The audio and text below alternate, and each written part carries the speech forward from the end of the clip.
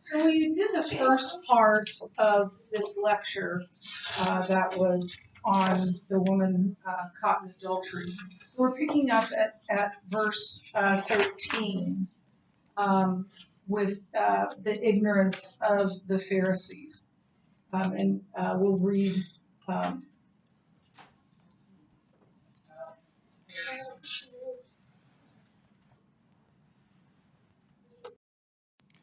ignorance is a pretty loaded word. I think in some sense it is an apt word. It's a word that fits. But they did not understand who Jesus was. I think that's an understatement. And so I think ignorance is, in some sense, a word that fits, but maybe a little too harsh. I'm not sure what word would fit. I think it was more than just misunderstanding, right? Because they're looking to kill him in his man, and they will do that. So I think it's more than just misunderstanding. I think it's willful. It's willful refusal. There's a saying that says there's none so blind than he who refuses to see. And I think that's a good statement. So we're going to read the first part of this, and then we'll talk about it a little bit. So they were ignorant of Jesus' truthfulness. Again, Jesus spoke to them, saying, I am the light of the world. Whoever follows me will not walk in darkness, but will have the light of life. So the Pharisees said to him, you are bearing witness about yourself. Your testimony is not true. So they're saying he's lying, basically, that he's not telling the truth. So they were ignorant of his truthfulness. So the Pharisees basically accused Jesus of lying about who he was. And anyone can say, and many have said, I am the Messiah. I am Jesus come back to earth. And most of them were, woo! But some were just hucksters, as we used to say, people that were willfully deceiving others. But as we go through chapter 8, you'll see how they were at least misunderstanding at best, and ignorant, willfully ignorant at worst, about a number of things of Jesus, beginning with this idea of Jesus replied saying it wasn't only he who claimed himself to be Messiah, that there is more than one witness to his messiahship. And remember, I told you that in Jewish law, in order to have a case, you had to have at least two people who were eyewitnesses and could testify in court. You couldn't win a case based on just one witness. You needed two witnesses, and for any sort of trial to take place. So he then talks about that he is one witness and the Father is another witness of his Messiah. But then he also is going to say that his miracles, what he does, testifies to his deity. Because he's doing things that only God can do, right? Healing the sick, turning water into wine. All of those are things that only God can do. So they're ignorant of his truthfulness. And then there's ignorance about his Father. In verse 19, we read, they said to him, so the Jews said to him, therefore, where is your Father? Jesus answered, you know neither me nor my Father. If you knew me, you would know my Father also. And then later on it says they did not understand that he had been speaking to them about the Father, about God. They thought, again, misunderstanding, who's your earthly father? And Jesus is talking about And this would tend to, because they think that he's talking about his earthly father, and they say, "Where is your father?" That would tend to make me believe even more that they didn't know and who his earthly father was, who the man was that raised Joseph, so that when they say we weren't born in sexual immorality, they're not pointing a finger at him saying you were, but we aren't. That would tend to make me believe that. But that has nothing to do with what we're talking about. So the Pharisees thought that when Christ referred to his father, he was referring to his earthly father, to Joseph. Again, I don't know what they knew about his birth, and they definitely didn't know he was born in Bethlehem. They knew he lived in Nazareth. And by this time, Joseph was almost positively deceased.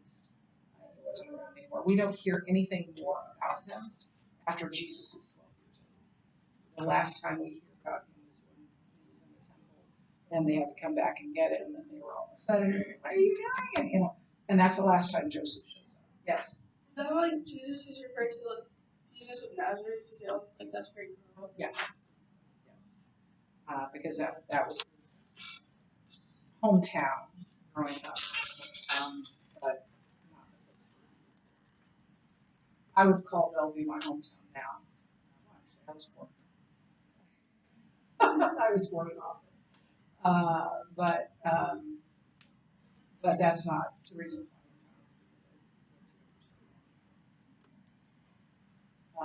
so they were ignorant about who he was talking about when he was talking about the Father. So then there's this little little interjection from John that where he was in the treasury of the temple where the money was kept. Now, and I want you to notice that is like a mark of an eyewitness. When you throw in a little detail, listen, if you're going to tell an untrue story, if you're going to lie, don't give details. The devil is in the details, is the saying, right? And you'll get tripped up by those details.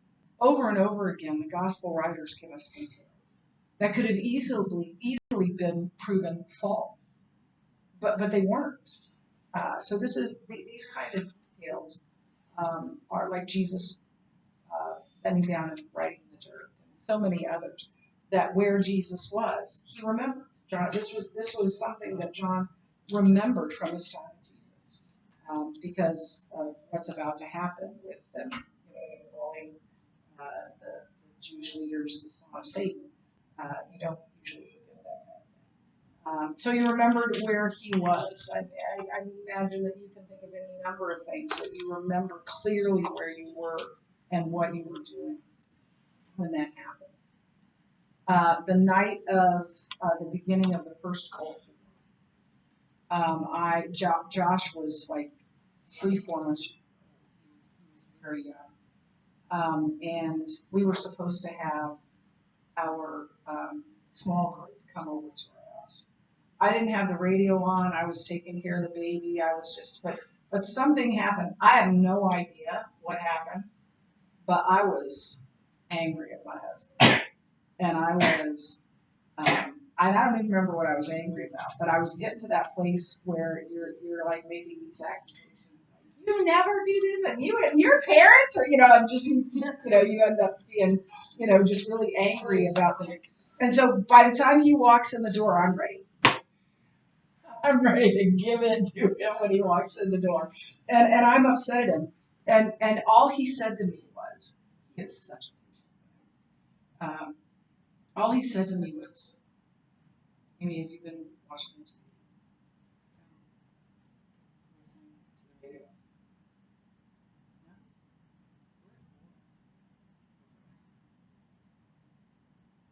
And I was shocked. And I remember I was standing in the hall, and we went downstairs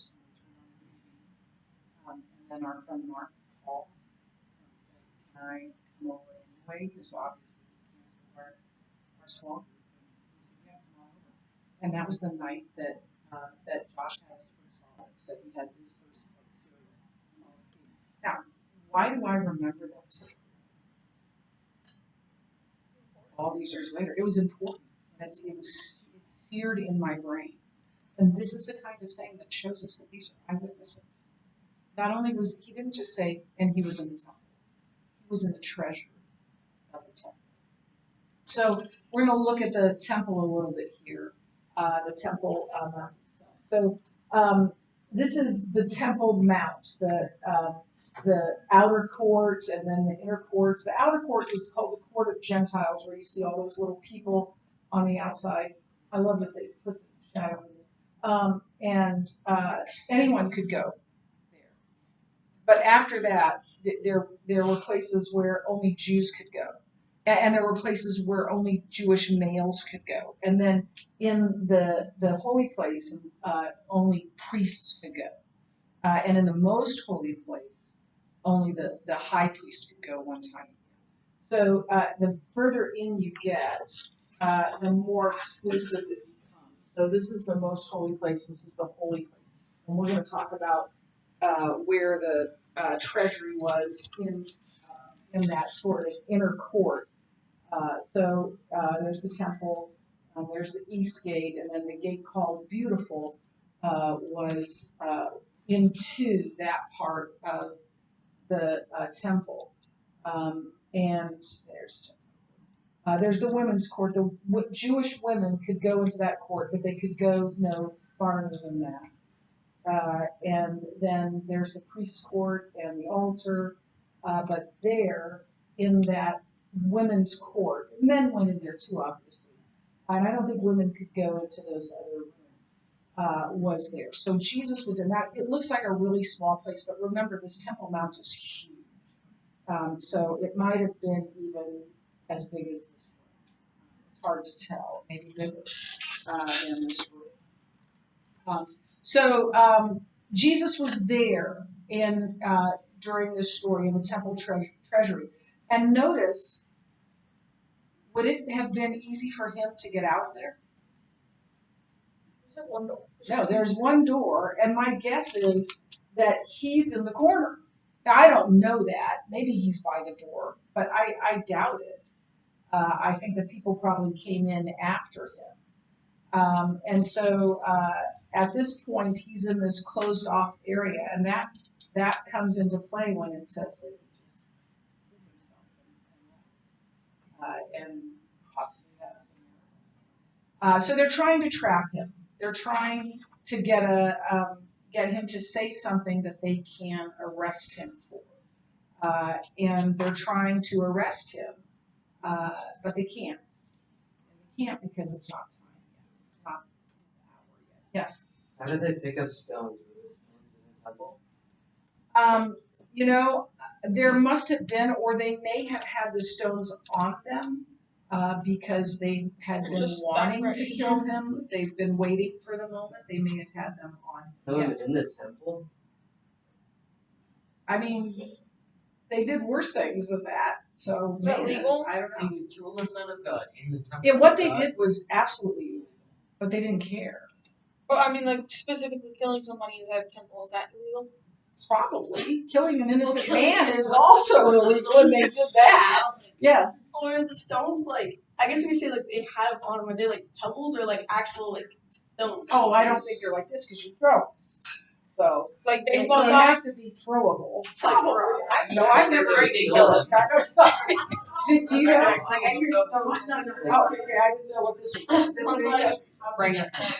Hey, you throw that, so they can't be bullets, right? They can't be like. You either have a lot, you either have a lot, or you just recycle it. Like you throw it and you pick it up, you throw it. You might. I feel like that seems like a long process. Oh yeah, that's true. And other people are throwing stones at the same time, and you're like, oh my god, what's going on? No, they must Yeah, I don't think Then there's what stones was- people what in a was- circle. what was the practice? How they killed Timothy, or I don't know who it was, like somebody died because they rolled a giant stone on top of it. Yes. Is that But also it's stoning? Still Is that also stoning? No, It's that's just different. being crushed by. It's a big. I'm That's a talking big.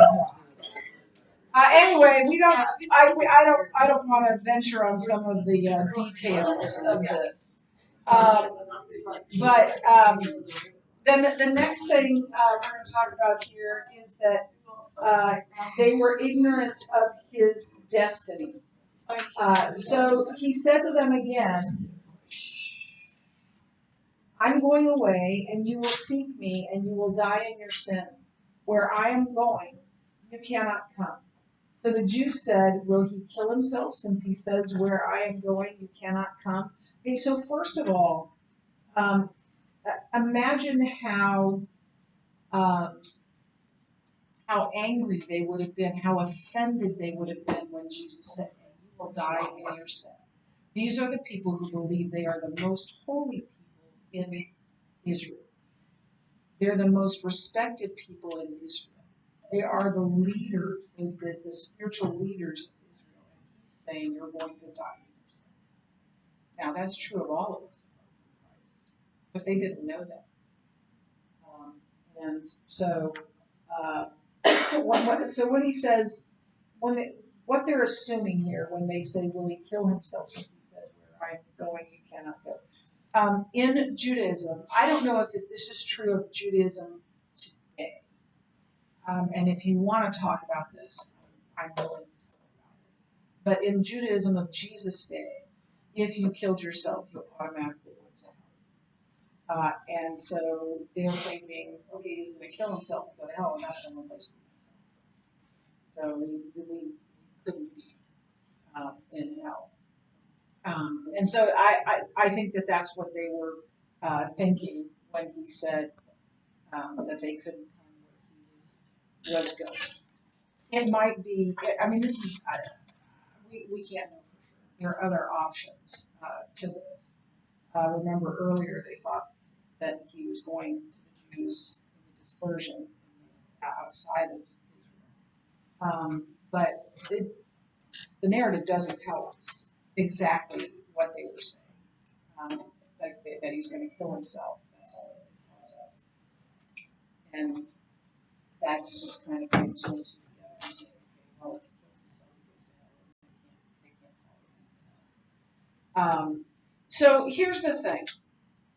They aren't just not believing the truth.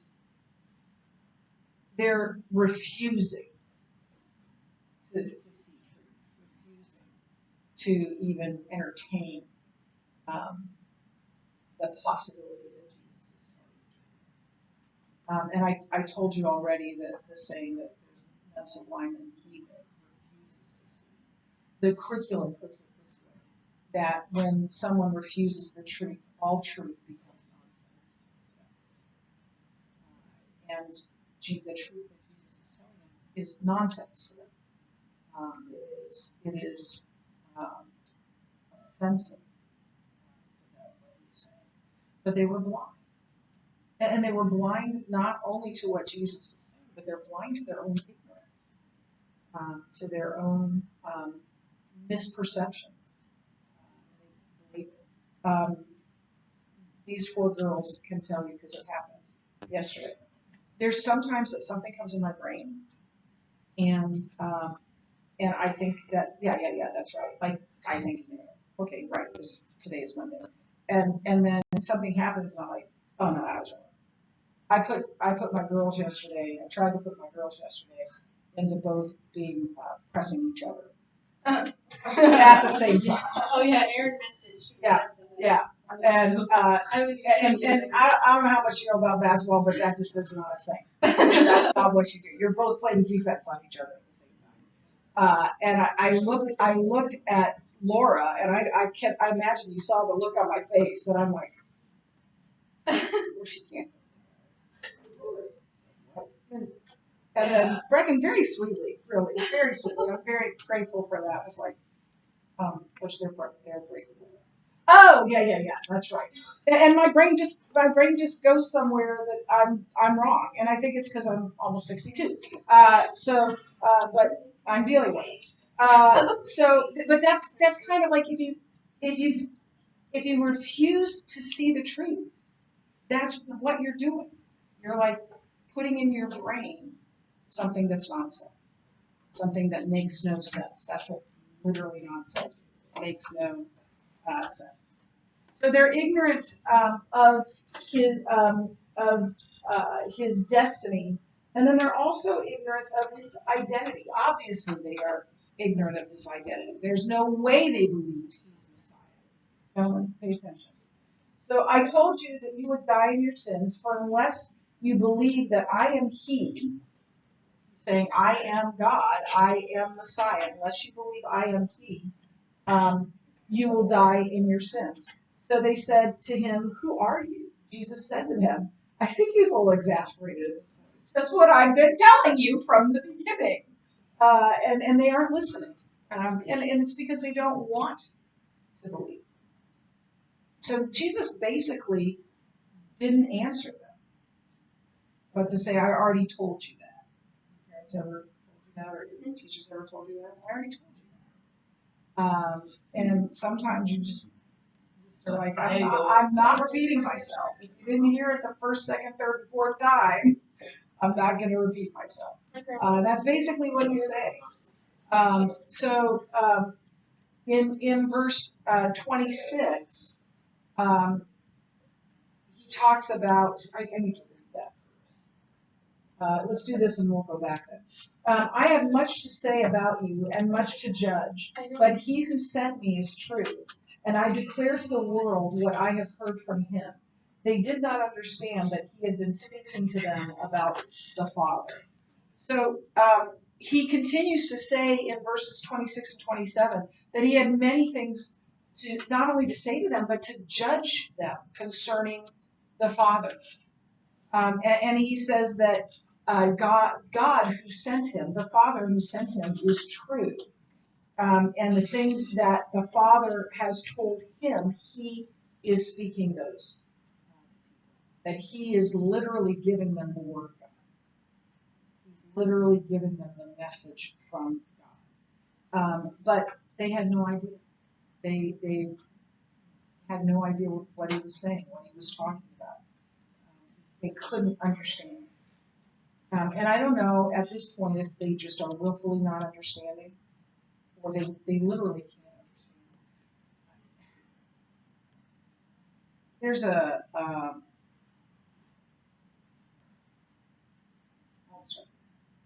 this is a weird place to start, but it came into my head, and it's true. And I think it's, I think it connects. So I was watching on the TV one night, or on the computer, a concert, a Kenny Loggins concert. I told you this before. I just told you. And y'all don't know who Kenny Loggins is, but just that's it. Yeah. Okay, now Footloose. He's the guy that sings Footloose now. And I'm a big Kenny Loggins fan, partly because when he was supposed to be studying for his finals his senior year of high school, he wrote House of Corn, and it's all about I love it. So I was watching this, and he started talking to his audience, and he said, you know, if you have trouble knowing what to do, follow your heart. Just follow your heart. You're in a bad marriage and you don't know what to do. Follow your heart. And he kept naming these things. Listen, our hearts are the least true things about us. If we go with our heart, we are going to make a mess of our lives, right? And this is what they're doing. They're going with their gut feeling. They're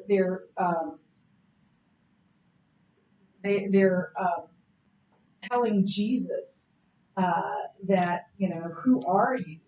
And they know, but they don't want it to be so.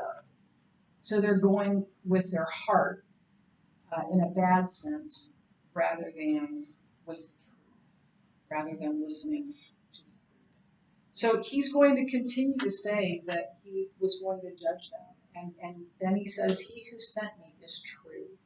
And the things that I heard from him, I speak to. And at that, they should be like, okay, let's listen. But they didn't. They wanted just to listen to themselves. And they had no idea what he was saying to them. And then this one is really interesting. They were ignorant of their own history.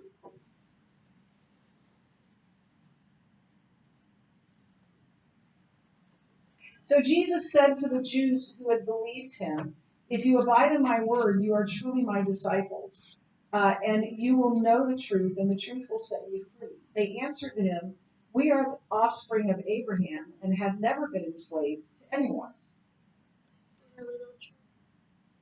Really?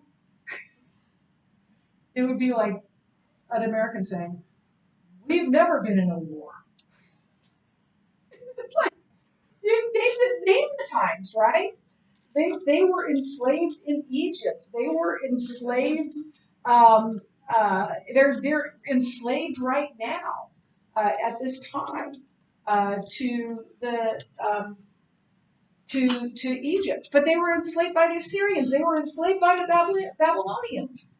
The Babylonians came in and leveled Jerusalem and took them back. And then the Assyrians killed the Babylonians and they were enslaved to them. Read Daniel. How could they say we've never been slaves? Yeah.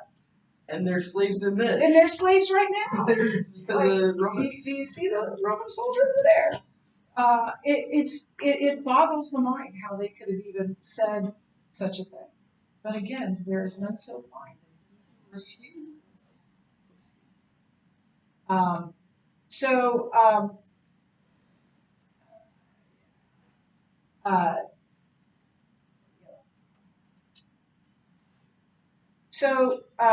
They're blind to the truth, and that's the way sin is. Sin blinds us to truth. We begin to make up excuses for our sin. I didn't mean to. Well, it's not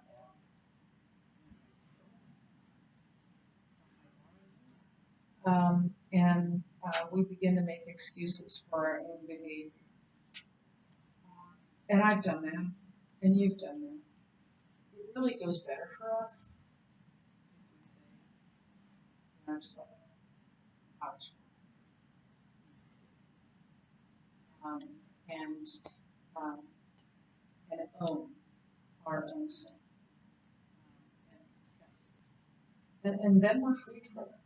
And we're forgiven. And hopefully, if you've hurt someone else, hopefully they forgive you as well.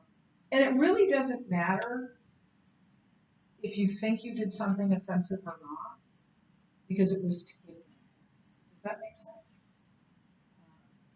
So I think you still need to ask for that forgiveness. But they were blind to their own sin, blind to their own misunderstanding of who Christ was. And in verse 36, Jesus tells them that so if the Son sets you free, you will be free indeed. There's only one way to freedom. There's only one way to salvation. Jesus said so himself. And it's Jesus. If the Son sets you free, you are truly free. You are in Christ. You are free from bondage of sin, free from death and hell. He is bought it with his blood. But Satan always counterfeits anything that Jesus does. And he promises freedom. You choose. No rules, do whatever you want. It'll be one. And that life leads to bondage. That's what leads to things like alcoholism, adultery, lying, so many things. You end up in bondage to that. Okay, we're going to stop there because this next part is a little bit long. I call it Who's Your Daddy? And we'll get to that.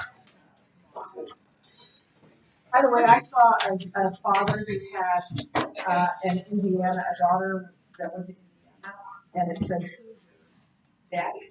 So, yeah, it was good. really good.